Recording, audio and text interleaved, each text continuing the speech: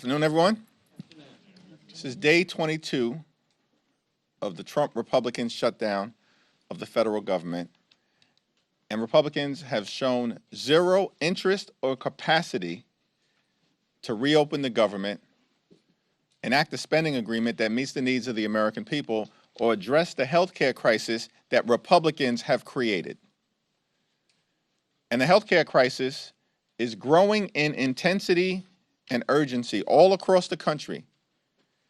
We now have visibility into 13 different states, including most recently Florida,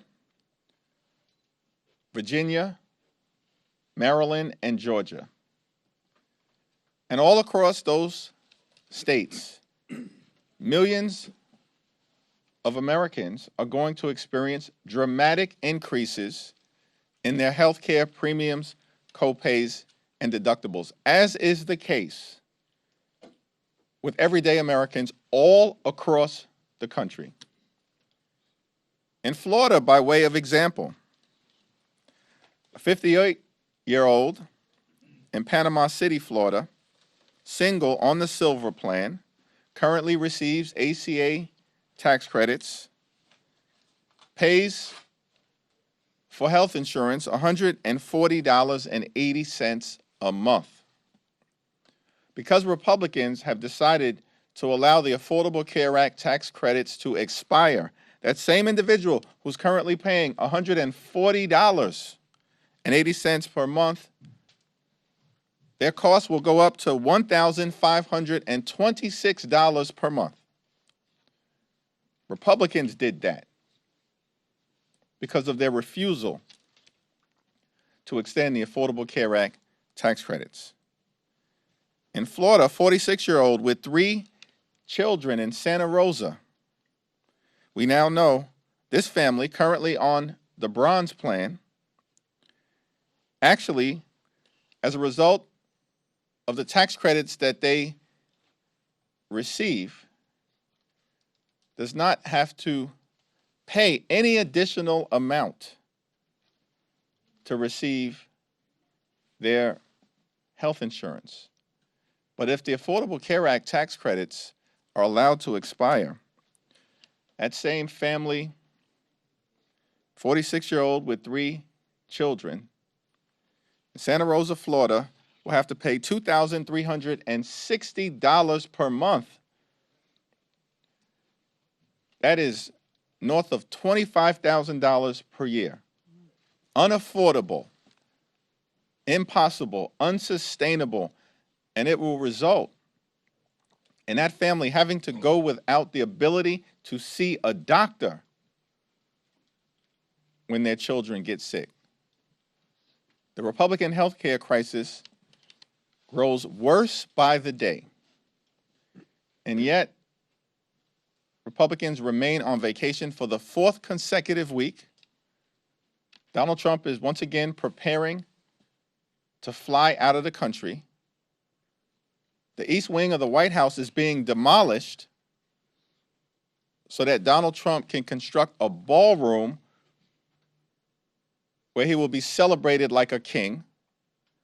And at the same time, Trump is trying to rob taxpayers of $230 million to continue to line his pockets. And yet Republicans have zero interest, none, in addressing the health care crisis that they've created, which is devastating people all across the country. It's now my honor to yield to the distinguished whip, Catherine Clark.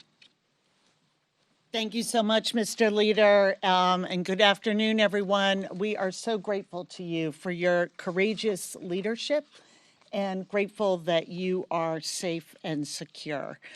Republicans have controlled Washington for 275 days, and we are 22 days into this shutdown. And through all the chaos, there has been one constant, one theme at the heart of their budget and their shutdown and their healthcare crisis. They seek out and target the most selfless and the least privileged Americans. They always go after those who have already had to sacrifice. Americans working a second job to keep their kids fed. Americans who have chosen to serve in uniform or as civil servants. Americans who are caring full time for their loved ones. It's working parents on Medicaid. It's sick children who need home care. It's veterans who rely on the Affordable Care Act. Those are the people that Republicans expect to get by with less. It's never the billionaires. It's never corporations. It's certainly never themselves. Because what does Donald Trump expect for himself? What do you see him talking about when you turn on the news? A luxury plane, a gold-plated office, a new ballroom, and now a literal monument to himself.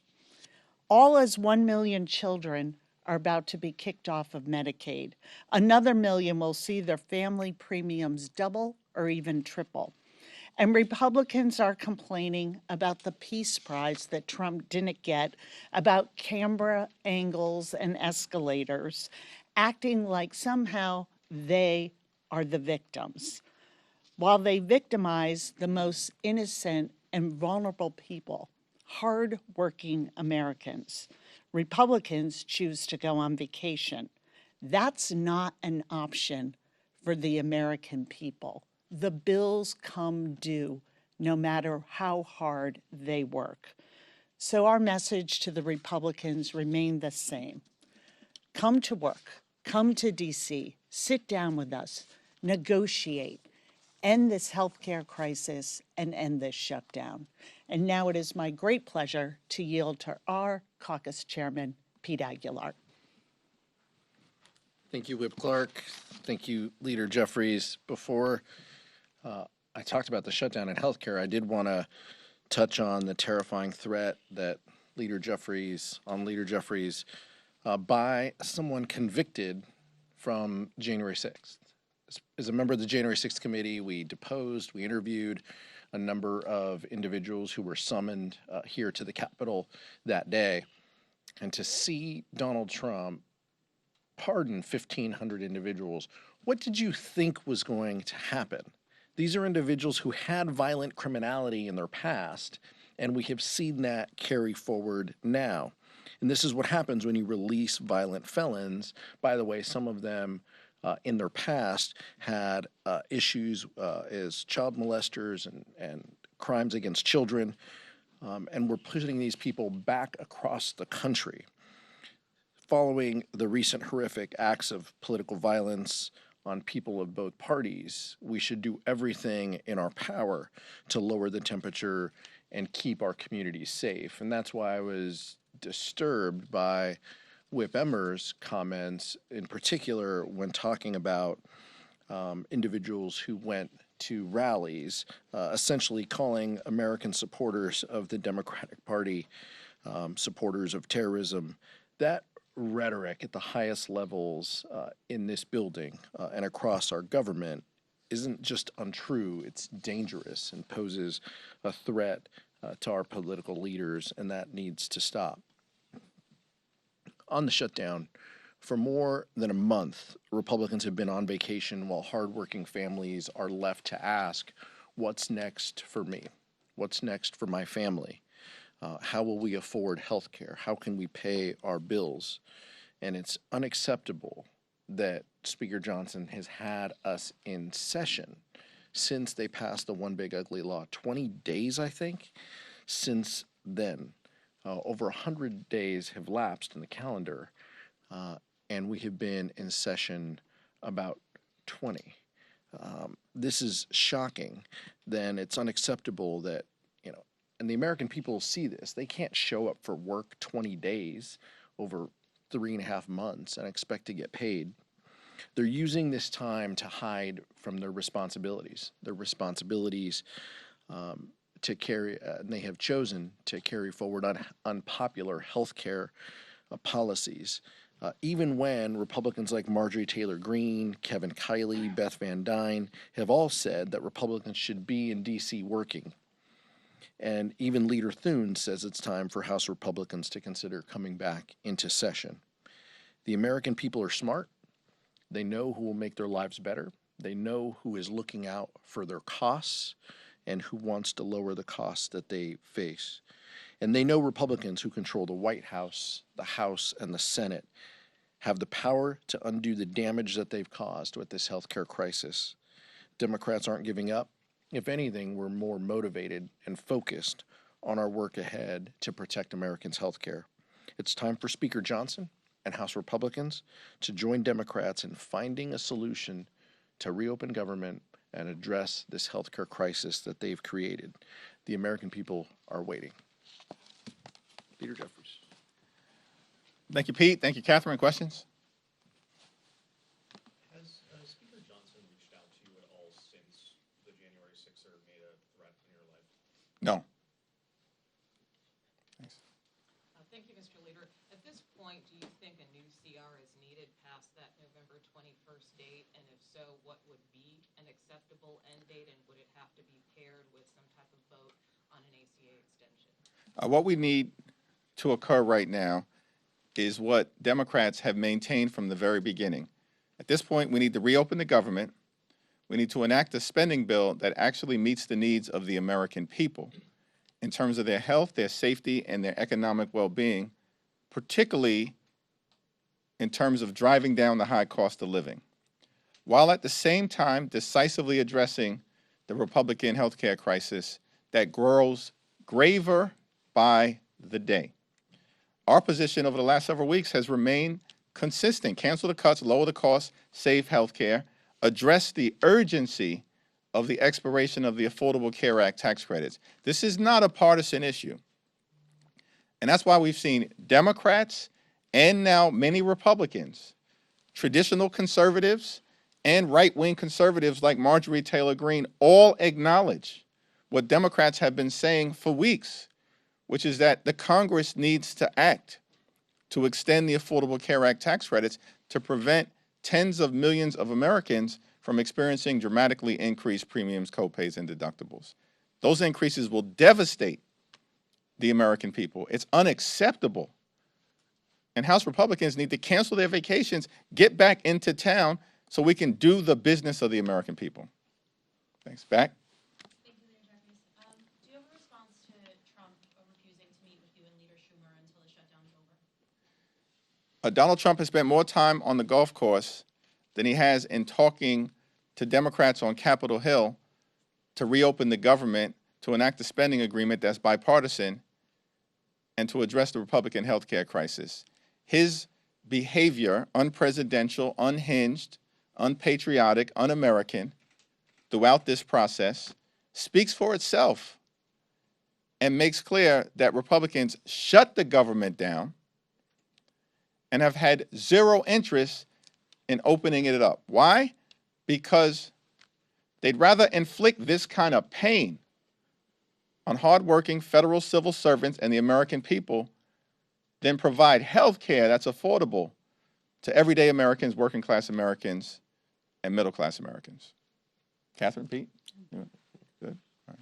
Michael? Going back to the CR conversation, some Senate Republicans, including Leader Thune, have said the longer the shutdown goes on, the higher the likelihood that a full-year CR would be necessary.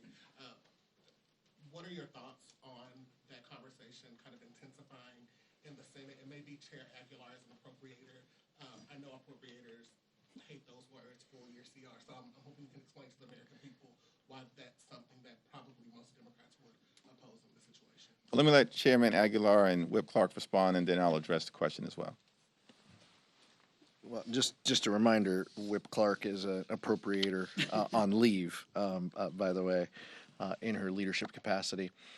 Look, as the leader mentioned, none of us want a continuing resolution. We want government open. I want people to go to the Smithsonian's. I want park rangers to be able to work.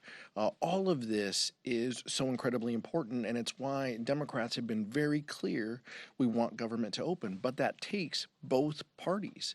That takes Democrats and Republicans. And what frustrated me is, as you heard before, Michael, in the caucus press conferences, is each time Republicans carried a bill in appropriations, they did it in a hyper-partisan environment. And what do I mean by that? They marked to a number, they used numbers that Donald Trump wanted, that they knew the Senate wasn't going to support, that they knew didn't have bipartisan support, and yet they carried forward. And Tom Cole, a well-meaning person, executed this strategy, knowing full well it was a waste of time. And what happened as a result? We wasted months when we could have been negotiating, when we could have been working to find common ground in a bipartisan way on actual funding bills. The deadline of September 30th has always been the deadline. It's always been the end of the fiscal year. It seems like House Republicans just maybe tuned in, week 2 of their vacation to figure this out. We knew this in April. We knew this in May and June. And it's just incredibly unfortunate that House Republicans wasted time when they could have been working in a bipartisan way. And our hope, our focus, our goal, we don't want a continuing resolution for 14 months. I know the chairman of the Ways and Means Committee just mentioned that. We want actual government open. We want actual funding bills, but we want those done in a bipartisan way. The American people want that. They want us to address this healthcare crisis. It seems like House Republicans and Senate Republicans are the only ones who haven't realized that yet. Yeah, it is amazing to me that the new conversation is, well, what's the length of the next CR? Let's back up to where we are today. We are in the 22nd day of a shutdown that is completely avoidable. By coming to the table and talking about the American people, and that what they promised, what the Republicans promised, and the president promised on day one, we're going to help lower your costs. And everything has been made harder and more expensive. So come to the table. Why are you talking about the length of a CR? Come to the table and negotiate with us. End this healthcare crisis. Help the American people. And I repeat this every week, but 60% of households are not making it, unable to provide the basics.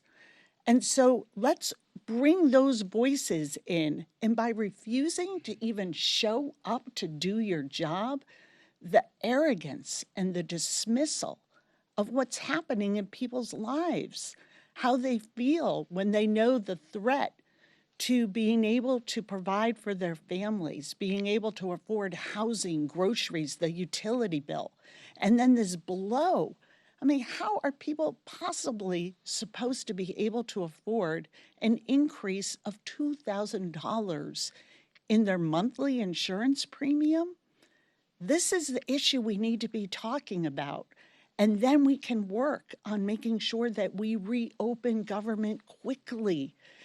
And the other, they are now trying to reimagine themselves as the champions of federal workers, of the champions of food programs and health care, when all they have done is take an axe to all of that since they came into office, and deliberately, their word, inflict trauma on people who serve the public.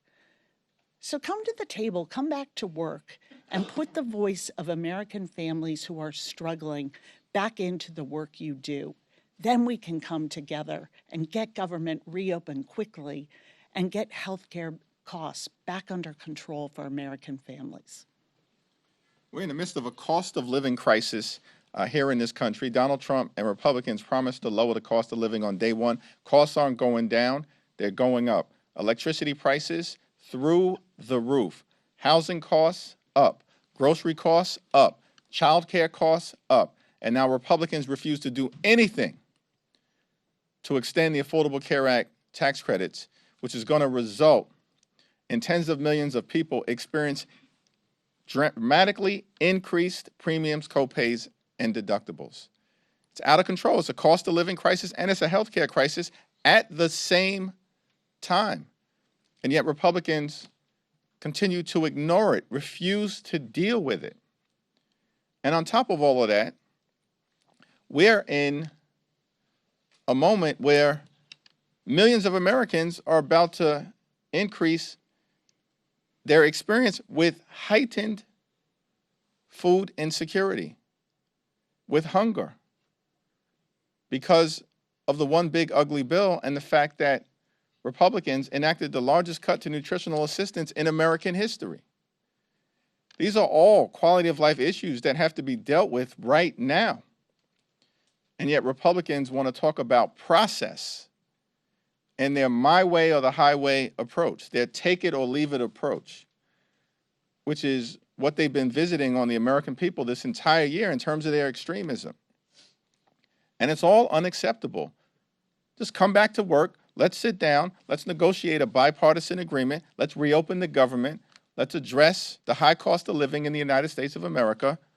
Let's address the hunger that you're creating. And of course, let's address the Republican health care crisis. Thanks. So given the rampant misconduct we're seeing among immigration agents, most recently on Canal Street yesterday in Chinatown, New York City, do you think eventually ICE should get the DOJ treatment? We've all been very outspoken as it relates to the out-of-control behavior unleashed on law-abiding immigrant communities by mass agents hiding their identity and far too often violating the rule of law, often directed at people who are American citizens. And it's all unacceptable. And it's one of the reasons why the American people have turned on Donald Trump and Republicans with respect to their extreme immigration policies. We should be holding the Department of Homeland Security accountable for the overreach and the extremism that they're being subjected to in terms of what the American people are experiencing. And yet, we're seeing none of that accountability coming from Republicans. That's unfortunate, but Democrats will continue to make the case to the American people that this is all abnormal, so much of it is unlawful, and it's got to stop. Mr. Jeffries, thank you. Good afternoon. Can you or Ms. Clark allude to this question about using the health care subsidies and using the end-of-government funding as an inflection point? The idea that in the minority, you don't have many opportunities to say, okay, here's what we want, here's what we need. Can you talk about using that, and is there concern about pain that's being inflicted on federal workers here, because you're like, this is the strategy that we've chosen? No, our position is not about strategy. Mike Johnson and the Republicans keep talking about strategy. What we're focused on as Democrats is making a difference in the lives of the American people. Because the American people deserve better than what they've gotten from Donald Trump and extreme MAGA Republicans who haven't made their life better. They've made their life worse. Their life has become more expensive. And now because of the Republican health care crisis, that includes the largest cut to Medicaid in American history, hospitals, nursing homes, and community-based health centers closing all across America, including possibly dozens in Alabama, as was announced earlier this week. And now because of their refusal to extend the Affordable Care Act tax credits, tens of millions of Americans are about to experience dramatically increased health care costs that will medically bankrupt them or prevent these Americans from being able to go see a doctor when they need one. These are real life consequences of extreme Republican policies. That's what this moment is all about. And as Democrats, we're going to continue to stand with hard-working federal employees who've been under assault by Donald Trump and his administration since January 20th of this year, prior to the start of the Trump Republican shutdown. More than 200,000 federal employees had already been forced off the job by Donald Trump. That's before the shutdown. So it's unfortunate that Trump and the Republicans have chosen to use their own shutdown to further hurt the American people. That's why our position continues to be, come to the table, let's reopen the government, Let's enact a bipartisan spending agreement that makes life better for the American people. And let's address the healthcare crisis that's devastating people in working class America, in rural America, in urban America, in small town America, in the heartland of America, and in black and brown communities all across America. Yeah, let's rewind the tape a little bit here and talk about how we got here. Donald Trump promised the American people, I will love and cherish Medicaid. And if you remember, when they were going through their budget process, they took $800 billion, said was going to come out of a specific committee. And we said, those are going to be cuts to Medicaid. What do we hear from our colleagues across the aisle? Where does it say Medicaid? Where does it say that? We're going to protect Medicaid. When they knew full well they were going after people's health insurance. We have been trying to meet with them, talk to them, use the appropriations process to cut a fair deal. It's this theme that I've been talking about, that why do you go after the American people who are struggling to get by? Why is that the bargain? That we are going to pay for tax cuts for the very wealthiest of Americans and corporations with the hard-earned dollars of the American people who want and are entitled to be able to afford health insurance. And what have we seen since they're going to love and cherish Medicaid? Dramatic cuts, $1 trillion, 15 million people at risk of losing health insurance, $500 billion out of Medicare, these cuts to the ACA, taking away the tax credits that keeps premiums affordable for people, and all for what? So they can make permanent tax cuts for the very wealthiest and drive up the deficit at the same time, telling hardworking Americans, not only going to be hard today, it's going to be hard for your grandchildren into the future to pay off an economy that we are rigging against you. That's the message to the American people. And Democrats are saying, by rejecting their CR, enough is enough. Enough is enough. We cannot go along with this extreme agenda. And their choice was to cancel even coming to Congress leading up to the date of the shutdown. They have chosen this shutdown, and they continue to make it punitive to federal workers in a way that I've never seen any administration do. That they are choosing who they like, who they don't. We have always come together before any shutdown, no matter which party was, had policy disagreements over what, and said, we will come together in a bipartisan way and pay our troops. The White House just said in the past hour that it was Democrats who were essentially being punitive by saying, let's, let them cut some of those programs and we'll use this as leverage. What's your response? I would put that in the category of love and cherishing Medicaid and lowering your costs on day one. It's an outrageous, they have been attacking federal workers. Their goal was to inflict trauma. Whether it is firings, proposing that some people will not get the back pay that they are entitled to get under federal law in this shutdown, making things as difficult as possible. I mean, the way they have treated workers, whether they're federal workers or hardworking people in our community who are trying to provide for their families and are struggling to do that, it is just a let them eat cake moment. You just fend for yourselves, because we'll tell you who we're working for. Those who already have great wealth and power, full stop. So they can say whatever they want. They can issue and try and spin the context. Federal workers know who's on their side. And working people in this country are watching what is happening and watching them put them last. You get in line. Your tax credits that help you pay for insurance premiums, those expire. Those for the very wealthiest, we're making those permanent in the very same month, in the month of December. It is outrageous. And the fact that they aren't even showing up You don't even show up to do your job is something that it is no wonder that the American people are showing up and 7 million strong at rallies on Saturdays, but also showing up in poll after poll saying, this doesn't work for me. The system was already rigged against me, and now it's getting worse due to your policies.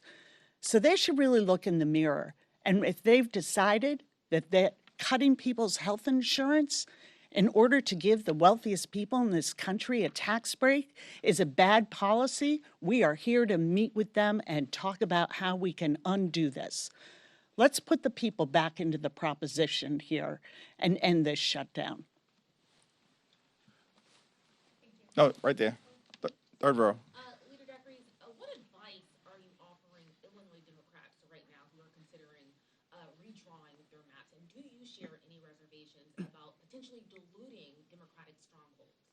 As was the case in California, it's my expectation that Illinois Democrats are going to carefully consider their options and make sure that they draw the fairest map possible for the people of that great state in the context of Donald Trump's efforts to gerrymander congressional maps all across the country, including most recently in North Carolina, because Republicans are running scared. They know that if the election were held today, they would lose the House decisively, and that's why they're trying to rig the midterm elections. So are you supportive of the redistricting? Thanks. Same answer.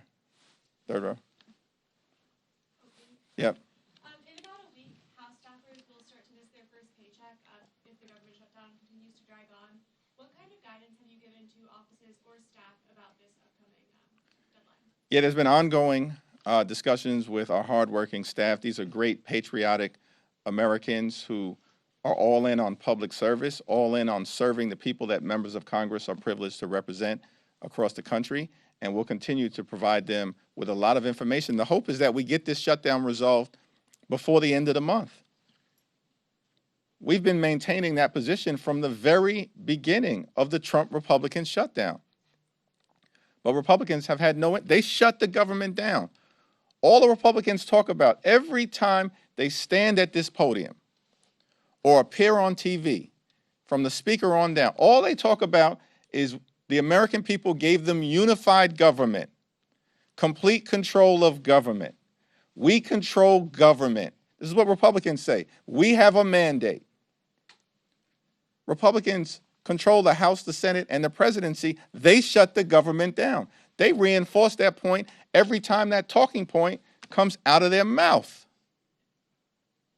And what Democrats are saying is that we want to find a bipartisan path forward, but that involves good faith negotiation on the other side of the aisle, so we can come to a common sense resolution in ways that are actually designed to make life better for the American people. We're fighting to lower the high cost of living. We're fighting to fix the healthcare system that Republicans have broken. And we're also fighting to clean up corruption in Washington, D.C., where we have an American president behaving like an organized crime boss, stealing taxpayer dollars in real time in front of everyone in plain sight. And the Republicans have nothing to say about the emerging crime scene at 1600 Pennsylvania Avenue. November 1st is coming up quite soon, and more Americans will get those premium notifications. What is is there a strategy change once you hit that date and then beyond that date in terms of how Democrats are viewing the shutdown, how you're messaging, and what we can all expect going forward? Our view has been very clear from the beginning. One of the reasons why we need to act decisively and need to act now as a Congress to address the Affordable Care Act tax credit issue is because notices are going out to millions of people right now as we speak across the country, frightening them to death when they see that their premiums are about to increase, in some instances by more than $1,000 or $2,000 a month. And more than 90% of the people who receive Affordable Care Act tax credits make approximately $63,000 a year. Think about that. How can you possibly afford premium increases of more than $1,000 or $2,000 a month? And as open enrollment starts on November 1st, more and more Americans are going to realize the urgent need for Congress to act decisively, as Democrats have been saying for weeks. But Republicans continue to bury their heads in the sand because they'd rather keep the government closed than provide health care that's affordable to working class Americans. Thank you so much. Can you just speak to some of the programs that Democrats want funding for in the $1.5 trillion list of demands? We've heard things like $13.4 million for civic engagement in Zimbabwe, $3.9 million for LGBTQ democracy grants in the Balkans, things like this. You guys say this about saving healthcare, but how do these pet projects fit in? Yeah, we have no idea what you're talking about or what Republican extremists fed you those talking points, but the reality is what we are doing is defending the health care of the American people. Yeah, we do want to restore the fact that the largest cut to Medicaid in American history has been visited upon the American people by Donald Trump and Republicans, even though they promised to love and cherish Medicaid. But instead of doing that, they cut about $1 trillion from Medicaid.